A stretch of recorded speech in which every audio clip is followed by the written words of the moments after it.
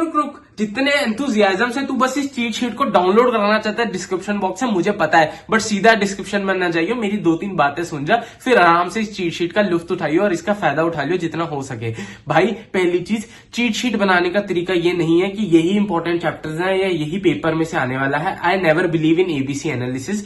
मैं मानता हूं कि आपको देख के 100% सिलेबस जाना चाहिए, बट कुछ टॉपिक्स होते हैं जो आईसीआई के फेवरेट होते हैं और जहां से क्वेश्चंस आने की प्रोबेबिलिटी थोड़ी हाई होती है, तो हम उनको ध्यान से और अच्छे से कर लें कि अगर वही टॉपिक्स आ गए तो हम बढ़िया से सॉल्व करके अच्छे अच्छे नंबर ले लें। दूसरी चीज भैया, अगर तुम्हें चाहिए मेंटोरशिप, बढ़िया से मेंटरशिप चाहते हो तो भैया नीचे मेंटोरशिप का लिंक है, वो पालो। और एक चीज और, अगर तुम्हें चाहिए कि भैया हमें चाहिए पर्सनलाइज प्लान, कि भैया प्लानर बता दो कैसे चीजों को पढ़ना है, कैसे समझना है, तो वो तो मेंटोरशिप में मिल जाएगा। बट अगर तुम्हें चाहिए एक general guidance and planner mind कि भैया कब कब क्या क्या पढ़ना है हमें ये बता दो, तो भैया वो नीचे खुला है सब्सक्राइबर का बटन। जिस दिन इस चैनल पर 7000 सब्सक्राइबर्स पूरे हो जाएंगे, थाला फॉर अ रीजन भाई, सीधी बात, सीएस के फैन ओपी, थाला फॉर अ रीजन की तरह बात करते हैं। अगर जिस दिन इस चैनल पे 7000 सब्सक्राइबर्स पूरे हो जाएंगे, उसी दिन मैं डाल दूंगा एक प्लानर बढ़िया से बनाकर, बोथ ग्रुप का, ग्रुप 1 का या ग्रुप 2 का, जैसा भी तुम बोलोगे, कि कब कौन से टॉपिक किस टाइम पीरियड में कैसे टाइम फ्रेम में करने चाहिए, कि अगले 30 दिन को, 40 दिन को जो भी बचे होंगे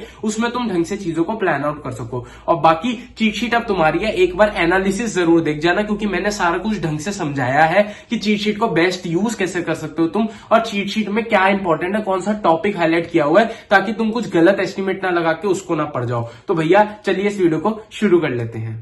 हाँ जी, तो आ गया हूं मैं, एक गोले में बैठ गया हूं बढ़िया तरीके से तुम्हें बताने की कब क्या चीज कैसे पढ़नी है। सबसे पहले बात करने वाले हैं पेपर नंबर 1 की, जो है एडवांस अकाउंट्स की। एडवांस अकाउंट्स में अमेलगमेशन AS 14, कंसोलिडेशन AS 21, इन दोनों के 14 मार्कर क्वेश्चंस पक्का से पक्का आएंगे ही आएंगे, हर अटेम्प्ट में पेपर में आए हुए हैं, और ये एनालिसिस करके बनाया हुआ है कि ये दोनों के 14 मार्कर्स तुम्हें दिखाई देंगे ही देंगे। साथ में अमेलगमेशन और कंसोलिडेशन तो ऐसे हैं जिनका इनका छोटा छोटा पोर्शन जो 2-3 मार्कर का बनता है, वो इंस्टीट्यूट किसी और क्वेश्चन के साथ मिला के भी दे सकता है, प्लस इन चैप्टर्स के क्वेश्चंस को वो एमसीक्यू में भी डाल सकता है, और 14 मार्कर तो लिखवाई लो आएगा ही आएगा। फिर AS 3 से कैश फ्लो से मुझे पक्का से पक्का उम्मीद है कि पेपर में क्वेश्चन आएगा ही आएगा, जो आएगा कम से कम 7 मार्क्स का क्वेश्चन AS 3 से आएगा। AS 2 मुझे लगता है इंपॉर्टेंट है इस बार उससे क्वेश्चन आने के चांसेस है इन द एमसीक्यू पोर्शन। बाकी AS 16 एमसीक्यू में या थ्योरी में, मतलब डिस्क्रिप्टिव में तुम्हें ये दिखाई देगा ही देगा, AS 16 आएगा पेपर में। बायबैक आई बिलीव कि एमसीक्यू में या फिर थ्योरी में एक छोटे पोर्शन के लिए आएगा, 4-5 नंबर के लिए, उससे ज्यादा की वेटेज नहीं है इसकी। इंटरनल एक और 14 marker I can C paper में बनता हुआ।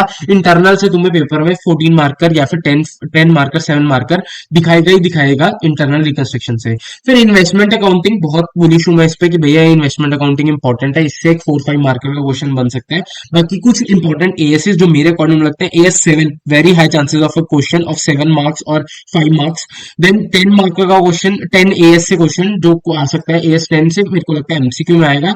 AS 19 लीजेस बहुत इंपॉर्टेंट। बाकी AS 28, 22 भी, AS 28 इंपेयरमेंट से, क्योंकि इंस्टीट्यूट ने मैंने देखा जो चीज डिस्क्रिप्टिव में छोड़ी वो एमसीक्यू में डाल दी, और जो एमसीक्यू में छोड़ी वो डिस्क्रिप्टिव में डाल दी, तो ओवरऑल कवरेज तो है इंस्टीट्यूट की। मैं तभी बोला ये चीट शीट ऐसे कहते, ये नहीं है कि पेपर इसी में से आएगा, बट ये है कि काफी हाई चांसेस है, जैसे लास्ट ईयर था 95% एक्यूरेट थी चीट शीट, तो काफी हाई चांसेस है कि इनसे तो क्वेश्चन आएंगे ही आएंगे, अलावा भी आ सकते हैं। बट मैंने तुम्हें रफली 70 मार्क्स का पेपर तो बता ही दिया चीट शीट है कि इन पेपर, इन नंबरों से, इन पेपर से पेपर आने वाला है।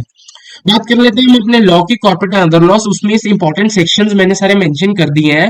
बाकी एक चीज बता दूं, ये इंपॉर्टेंट सेक्शंस के जो चैप्टर्स हैं ना, डिपॉजिट्स, चार्जेस, फॉरेन कंपनी और डिविडेंड, ये छोटे छोटे चैप्टर हैं जिनसे तुम्हें उम्मीद है 4-5 मार्कर के क्वेश्चन जो केस स्टडी वाले आते हैं ना, मिक्स होकर इनसे बन के आएंगे काफी सारे, जो मतलब कहीं कहीं जगह को पेपर में क्वेश्चन के साथ दिखाई देंगे। तो ये पक्का से पक्का कर जाना, ताकि तुम्हारी चॉइसिंग मेकिंग आसान हो जाए। फिर एक ये इंपॉर्टेंट है कि इक्विटी शेयर जो डिफरेंशियल वेरिएबल राइट्स के इशू होते हैं, इनके ऊपर पढ़ जाना। ये हमारे शेयर कैपिटल एंड वेंचर वाले चैप्टर में ही दिया हुआ है। फिर एक सेक्शन है, सेक्शन नंबर 135, ये बड़ा ध्यान से पढ़ जाना। मेरे को इस बार काफी उम्मीद है, इससे एक अच्छा जो फर्स्ट क्वेश्चन आता है ना बड़े वाला जो कंपलसरी था, वो आने की उम्मीद है। और ऑडिट एंड ऑडिटर वाले चैप्टर से, audit committee, recommendation of auditor, powers of auditor और किसको ऑडिटर अपॉइंट कर सके, 141।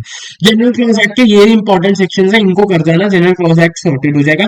फेमा पूरा कर जाना, एक क्वेश्चन बड़ा क्वेश्चन फेमा से पूरा आएगा ही आएगा, और फेमा फिर तुम्हें जिसे कहते हैं एमसीक्यू में भी दिखाई देगा, तो फेमा तो करके ही ढंग से चले जाना। फेमा मैं कह रहा हूँ पक्का करके जाना, मतलब ये जो 4th नंबर वाले चैप्टर और फेमा, ये तो ढंग से पूरा कर जाना। फिर बात कर लेते हैं एलएलपी और आईओएस की, जिसमें बच्चों को ज्यादा दिक्कत होती है, समझ नहीं आता है। एलएलपी कर लेना आसान है, ज्यादा इजी है आईओएस के अलावा, बट दोनों की जो मार्किंग स्कीम है, जो मार्किंग के नंबर रहते हैं, वेटेज रहते हैं, वो 5 to 10 मार्क्स ही रहती है। तो ये आप चॉइस में भी छोड़ के आ सकते हो कि आप आईओएस कर लो या एलएलपी कर लो, एक कर लोगे तो आपकी चॉइस सॉर्टेड हो जाएगी, कि आपको क्वेश्चन में चॉइस करने होते हैं ना, तो एलएलपी और आईओएस अलग अक्सर अलग अलग ही दिए होते हैं, और इनमें से फिर एक चीज कर जाओगे तो काम आसान हो जाएगा। मैं बोलता हूँ एलएलपी ज्यादा आसान है, बट मजेदार ज्यादा आईओएस है। आईओएस कर देना, क्योंकि उसके साथ फेमा या कोई और क्वेश्चन मिलके आएगा जो ऊपर दिया हुआ है, तो आईओएस कर देना। मेरे हिसाब से कहना मुश्किल है, बट आईओएस कर लेना आसान है ज्यादा, मेरे को ऐसा लगता है, क्योंकि फनी फनी वर्ड्स है ना, तो मजा आता है आईओएस करने में। फिर बात कर लेते हैं टैक्सेशन की। टैक्सेशन में शायद मैं एक ऐसा कुछ ऐलान करने वाला हूं जो करना नहीं चाहिए, बट भैया मैंने तुम्हें क्वेश्चन का फॉर्मेट दे दिया कि पेपर ऐसा ऐसा बन के आएगा। अब ये कहना ये सही है कि नहीं, कि ऐसा ही आता है कि नहीं, बट ये पूरा एनालिसिस बेस्ड है, कोई हवा में मनगढ़ंत बातें नहीं की जा रही है। फिर दूसरी चीज, भैया मैं 15 मार्केट क्वेश्चन की बात नहीं कर रहा हूँ जीएसटी और इनकम टैक्स में, वो क्वेश्चन पीजीबीपी इन जीएसटी और मतलब PGBP in IT section and GST में से जो इंपॉर्टेंट बनता है वो है वैल्यू ऑफ सप्लाई। उनको अगर ढंग से कर लोगे ना, दो चैप्टर्स को, तो तुम्हारा 15 मार्क का सॉर्टेड हो जाएगा। 15 मार्क का हमेशा लास्ट में करना, आईटी वाला, जीएसटी वाला स्टार्टिंग में, आईटी वाला लास्ट में, बीच में सारा पेपर। ये है तुम्हारा पेपर अटेम्प्ट करने का टैक्स का तरीका। फिर एक क्वेश्चन तुम्हें, पहला क्वेश्चन जो सेकंड क्वेश्चन आफ्टर 15 मार्क दिखाई देगा, वो होगा residential status plus TCS TDS का क्वेश्चन। फिर पीजीबीपी के साथ तुम्हें डिडक्शन, डिडक्शन मेरे को बहुत उम्मीद है इस बार क्वेश्चन आने के चांसेस हैं डिडक्शन से क्वेश्चन। फिर कैपिटल गेन या हाउस प्रॉपर्टी, कैपिटल गेन के साथ हाउस प्रॉपर्टी, कैपिटल गेन तो पक्का आएगा ही आएगा, हाउस प्रॉपर्टी आएगा। मेरे को लगा था सैलरी आएगा, नहीं, बट मेरे को इस बार उम्मीद है हाउस प्रॉपर्टी का क्वेश्चन पक्का से पक्का दिखाई देगा कैपिटल गेन के साथ। और सेट ऑफ और रिटर्न फाइलिंग, इसका लास्ट क्वेश्चन तो जिसे कहते हैं मतलब फिक्स ही है भाई, इंस्टीट्यूट देगा ही देगा। अगर सेट ऑफ रिटर्न फाइलिंग, अगर तुम्हारी थ्योरी अच्छी है तो ये कहूंगा ये लास्ट क्वेश्चन के लिए जाना, वरना ये लास्ट क्वेश्चन को देखना भी मत, ऊपर वाले क्वेश्चन करके आना। बट अगर टाइम की कमी हो, ये वो समझ ना रहो, तो वो कर लेना। सेट ऑफ आसान होता है जनरली, और रिटर्न फाइलिंग के इंपॉर्टेंट क्वेश्चन, किसको रिटर्न फाइल करनी है, किसको नहीं करनी, बिलेटेड रिटर्न वगैरह वगैरह, इजी है वो भी 139 सेक्शन। फिर बात करते हैं हमारी जीएसटी की। जीएसटी में आरसीएम, कॉम्पोजिशन स्कीम या फिर सप्लाई, इनका क्वेश्चन एक आता ही आता है, लास्ट क्वेश्चन दिखाई देगा, पक्की से पक्की बात। प्लेस ऑफ सप्लाई और टीडीएस टीसीएस, इनका भी पक्का से पक्का क्वेश्चन आएगा ही आएगा, जिसे कहते हैं ना इंपॉर्टेंट टॉपिक है, पढ़ ही जाना, इनसे क्वेश्चन दिखाई देगा ही देगा तुम्हें पेपर में। फिर ईवे बिल से मुझे उम्मीद है क्वेश्चन आने की।